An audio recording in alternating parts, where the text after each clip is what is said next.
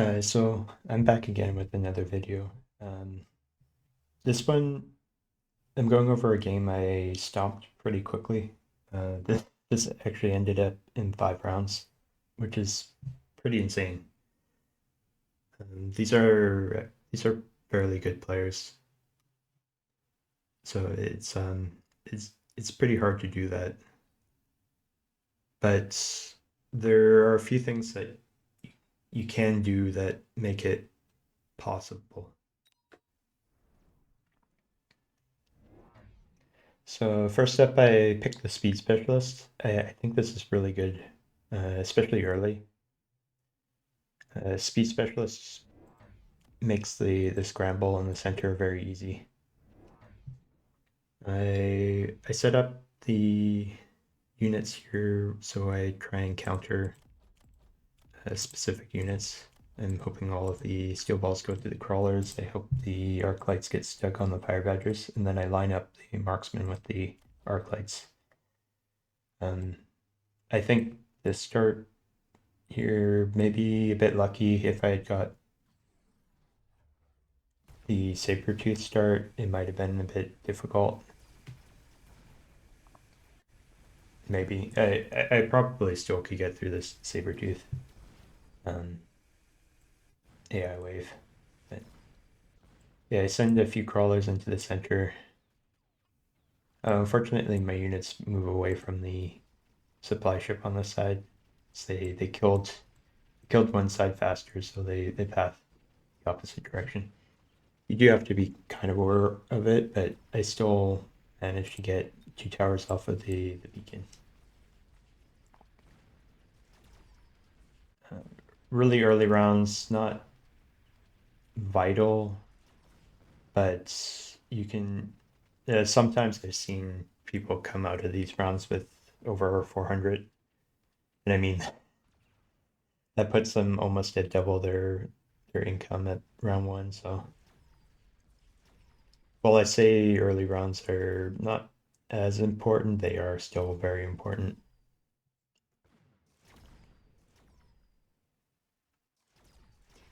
I think getting over 200 is the main benchmark, which makes round one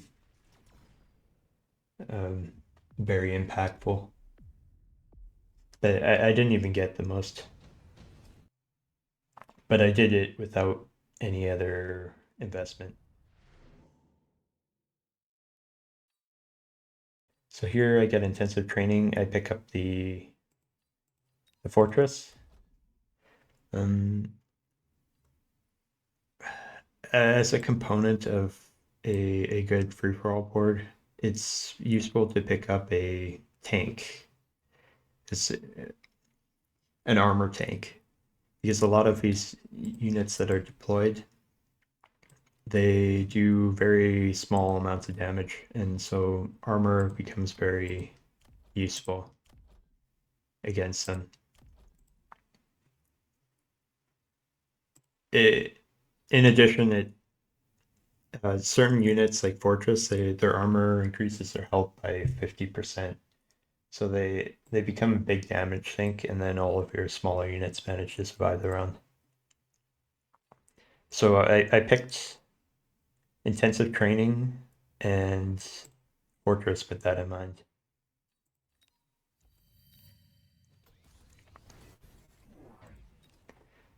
So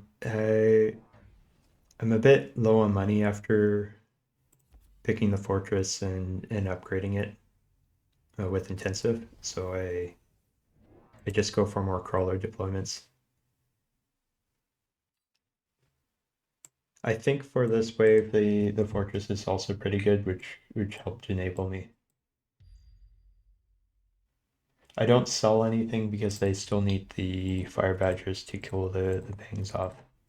And then I try a sneaky beacon over here to ensure that I actually take this supply ship this time. I don't have any avenue to get into the center, so I just go for the safe beacon.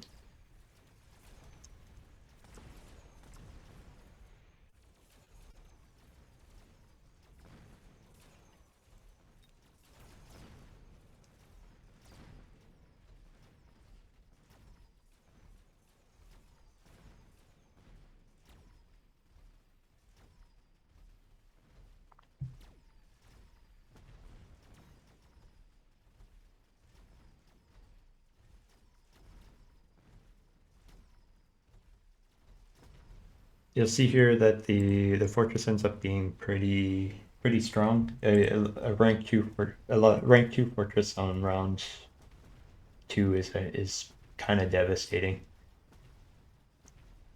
Most people don't have counters to it at that point.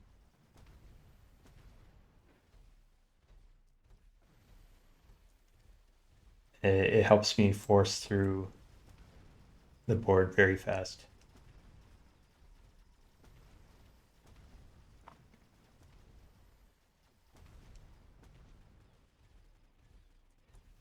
I think the main thing about having a tank is that it makes your board very consistent. The only thing that can screw it up is the melting point waves, which happen sometimes. But this means I'm set for this round.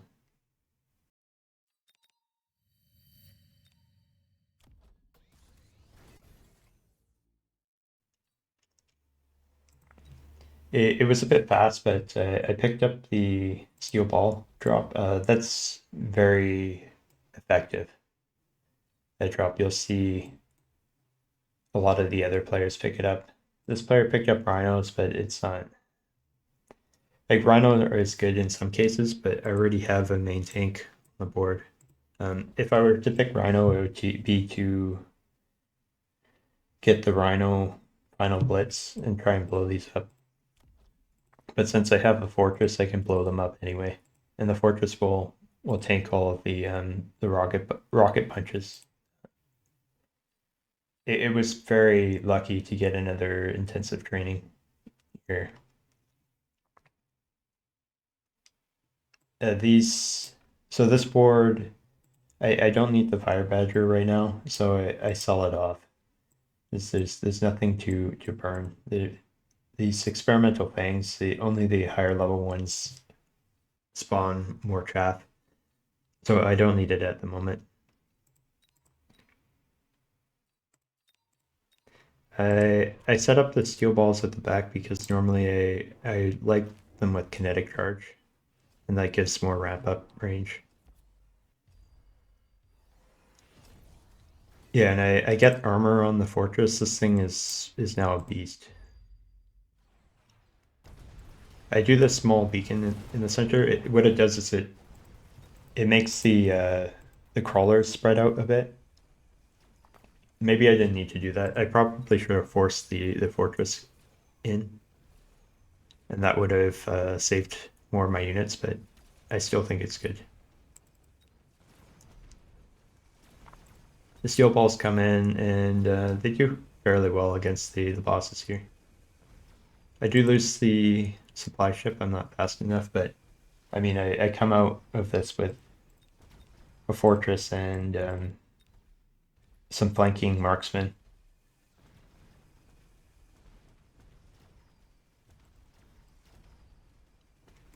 Yeah, and until these fangs get ignite, the fortress is not going to take any damage from them.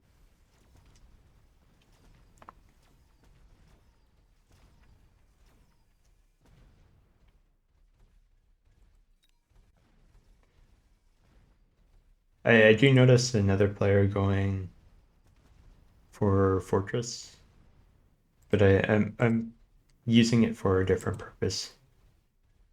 They're going for more of a scaling fortress. A scaling fortress can be good, but it's a very long-term investment. It kind of wins round 8 and 9.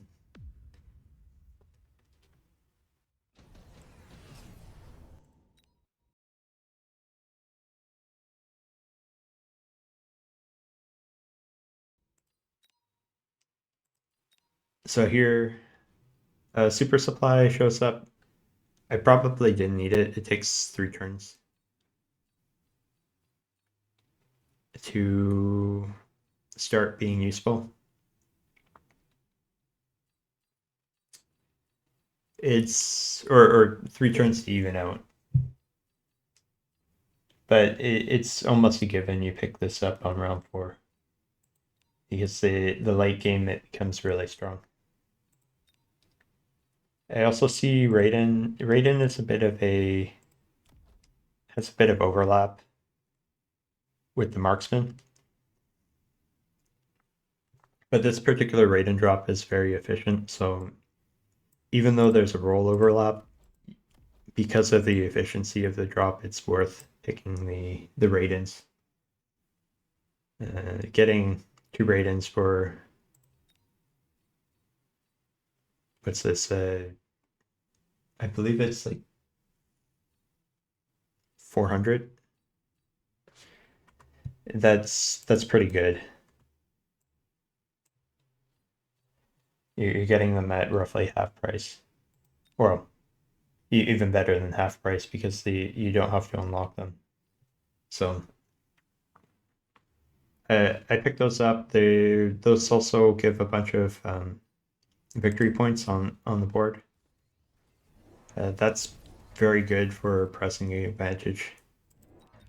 Because when they survive, and because I have a tank, I'm kind of hoping they survive. It will increase my points significantly. So here, I don't need the Fire Badger anymore. I have these Mustangs to kill the Fangs. I'm actually seeing that I'm really far ahead, but I don't want the Mustangs to die. So I go for a lone, and that gives me range enhancement. Same time, I also upgrade the steel balls with the kinetic charge. That turns the steel balls into a threat for all of these tanky units. Rhinos, etc. Kind of oddly, these guys decide to PvP, which I mean that does take a bit of pressure off of me in this game, so it's not exactly a model situation, but this kind of stuff can occur.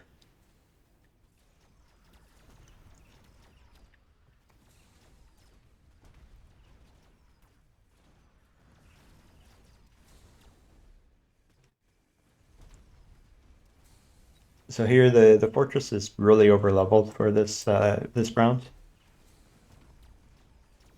250,000 HP. As you see, it takes most of the damage out of the equation here.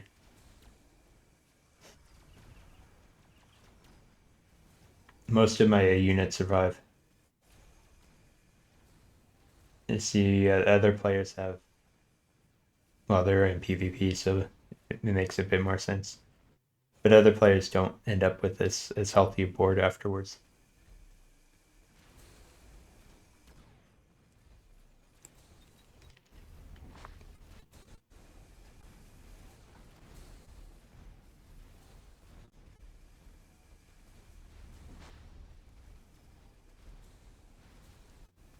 I get to claim additional AI. That puts me really ahead.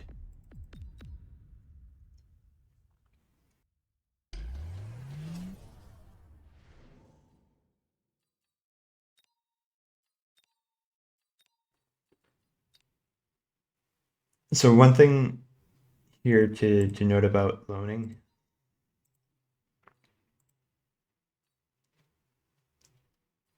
is when you imminently you loan every round.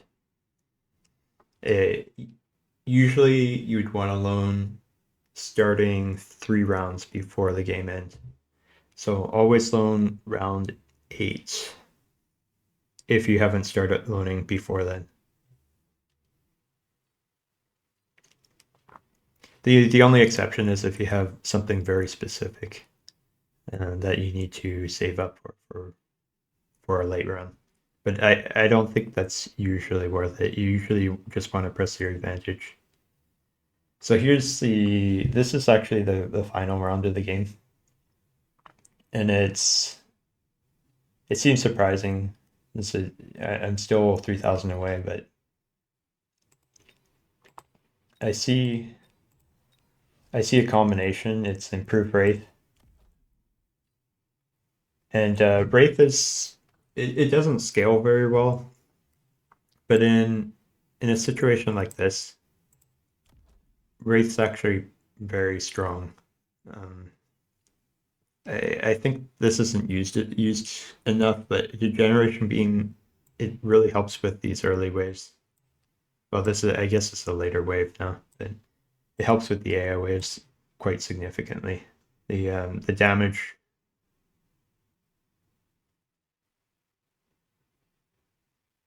yeah, the damage and attack reduction and damage increase is very significant for getting through this. And then the other thing is that this is 1,000 victory points that I've added to my board. So if any of these survive, it's very significant. So I get Degeneration Beam. I'm worried about getting flanked from the side potentially. So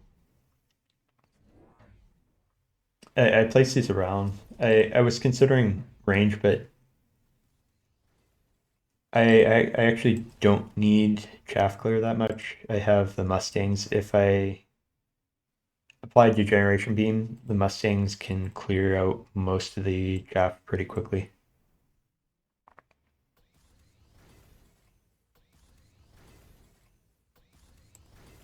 And yeah, level 2 Mustangs, they start becoming pseudo chaff clear.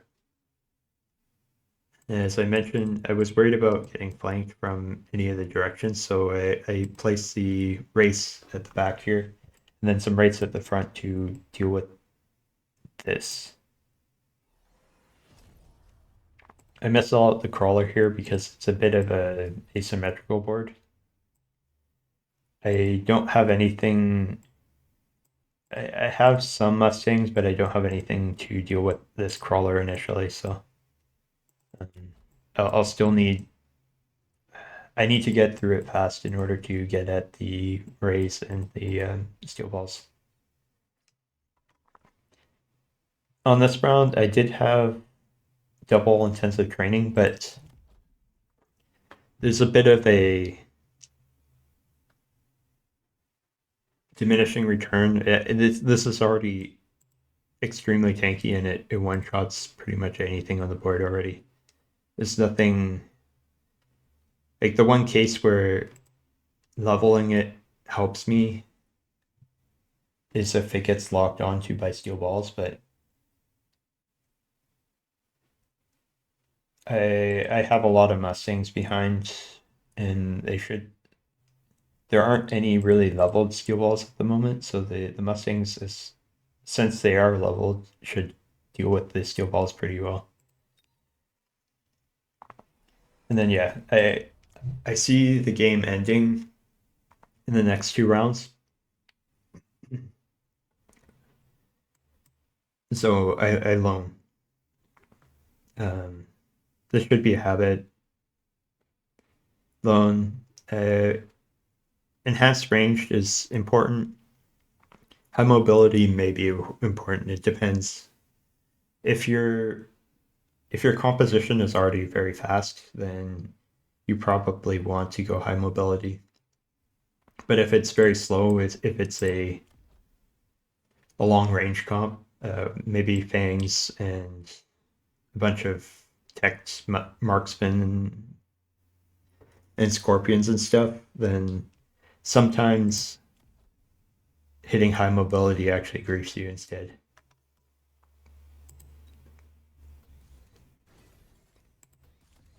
So I think the marksmen are pretty good here too, so I upgrade them as well.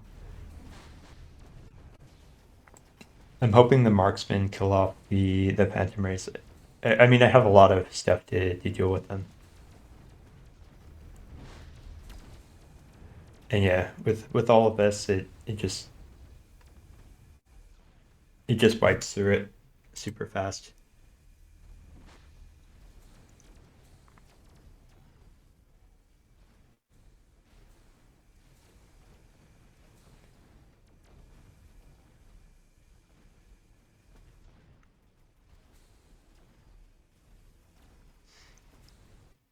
So I don't get to say this often, but the Fortress, one of the reasons why I pick up something like Fortress or Melting Point and want to level it is because some players like to run stuff like Mountain, and I'll do a video on this, I think, but the best counter to a Mountain is a main tank. If you get something like Fortress, as long as it's the same level as a opposing Mountain,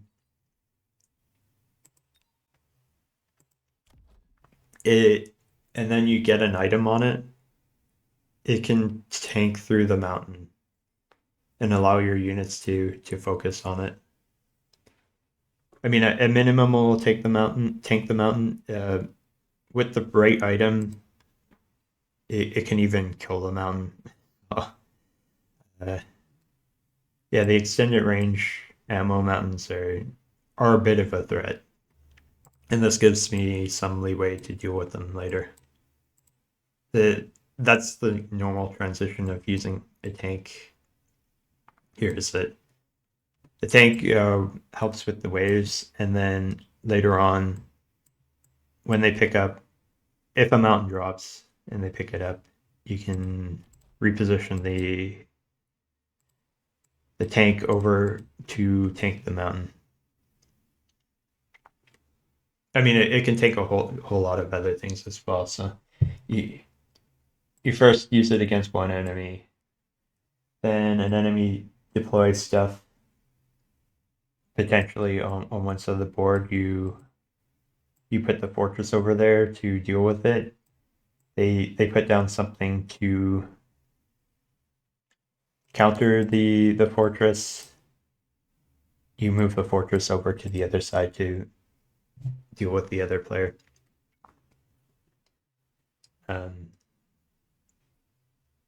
I think it's very good, and this includes fortress. It includes melting point, sometimes overlord, but I mean the texts for the overlord are a bit odd. I think it's like armor or inefficient maintenance. Um, Scorpion can also, even Vulcan sometimes. Like if you level up a Vulcan and you somehow manage to not need to put armor enhancement, you can put it down as a super chaff clear on the side as well. I think that's very good.